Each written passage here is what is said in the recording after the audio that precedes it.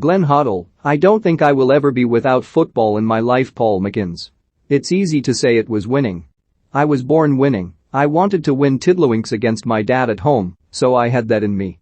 But I think the thing I enjoyed most about playing football was being able to express myself and be creative. From when I was a kid in the garden with my own imagination to when I was playing at Wembley in a cup final, that was really what I wanted to do, create. There aren't many football players who can be said to have a clear association with an idea, but Glenn Hoddle and creativity is surely one. The Spurs icon played slowly in an era of harem-scarum. He charmed the ball, while others attacked it, and he did so, not just deliberately but assertively, in a way that Brian Clough said required moral courage.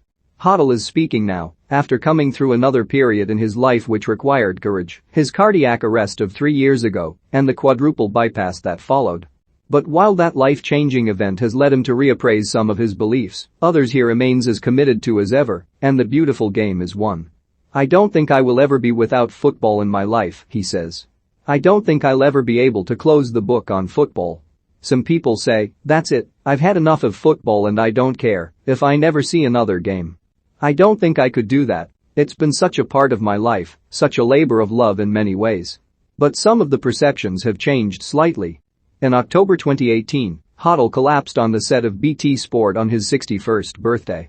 Rapid intervention and CPR by a sound engineer, Simon Daniels, saved his life, but a protracted period of complications followed, and it was only weeks later that he had the confidence he would recover. You've got to realize you wake up in a hospital, and you don't know what had gone on, Hoddle says. Then the doctors are explaining what had happened and what the procedure was going to be going forward, and it was just a shock, a total shock. I went through so many different stages. I couldn't have the operation. I needed a quadruple bypass, but I couldn't do it because I had done something to my lungs. I had a defibrillator put in my back. The veins in my legs were not healing after the operation. There was a multitude of things that went on over a period of time. But I think I knew I would get better. When I came around after the bypass, that's when they went, everything's gone okay and your heart muscle is strong. They were still a bit baffled actually by how I didn't have massive damage to my heart and this and that. So I was very lucky in many more ways than just Simon being there. He says he struggles with what he sees as his debt to Daniels, with how to repay someone who saved his life. The pair are now friends and Hoddle has made him a guest at his home and in the director's box at the Tottenham Hotspur Stadium.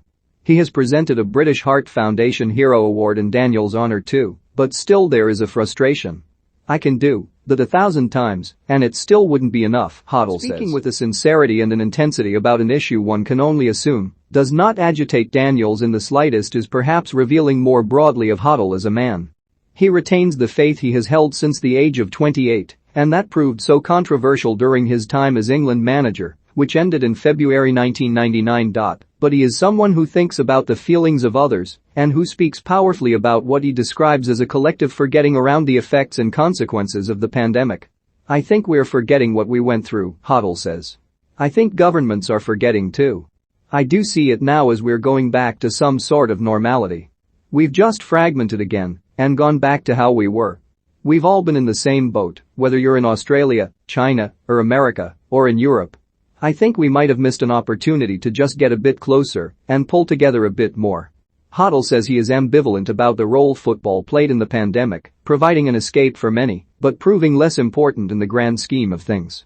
He also persuasively rejects the idea that the game now plays a more important role in society, in people's lives, than previously.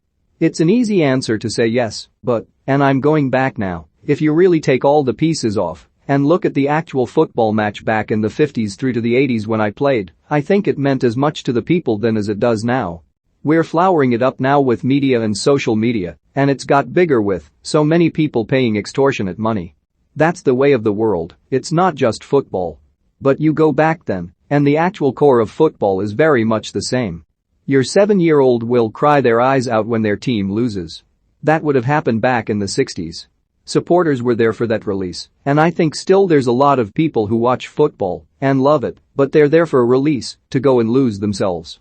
It's the #1 sport in the world, and when it's played correctly it's the most beautiful game in the world. That word correctly is there for a reason, and in considering the way the game he watches as a pundit is played, Hoddle expresses a frustration with some of the elements. The Premier League is the toughest in the world. I think it probably is now technically the best too. And the best players are here, he says. There are a lot of games, though, where I think, oh, that's going to go back to the centre back. You can read what's going to happen. Ultimately, however, English football has come a long way to matching the vision Hoddle always had. I think there was a bit more of surprise element in some of the games way back, he says, but we've changed technically, and thank God really. We've moved on. We're bearing the fruits of the changes in the academies 10, 15 years ago, and we're seeing a crop of footballers who can use the ball and create. It's taken a long time, but back then the long ball had a lot of success. The ball was in the air too much for my liking, and you had to fight against it. BT Sport will premiere Glenn Hoddle, Extra Time, on 8 December at 10 p.m. on BT Sport 1.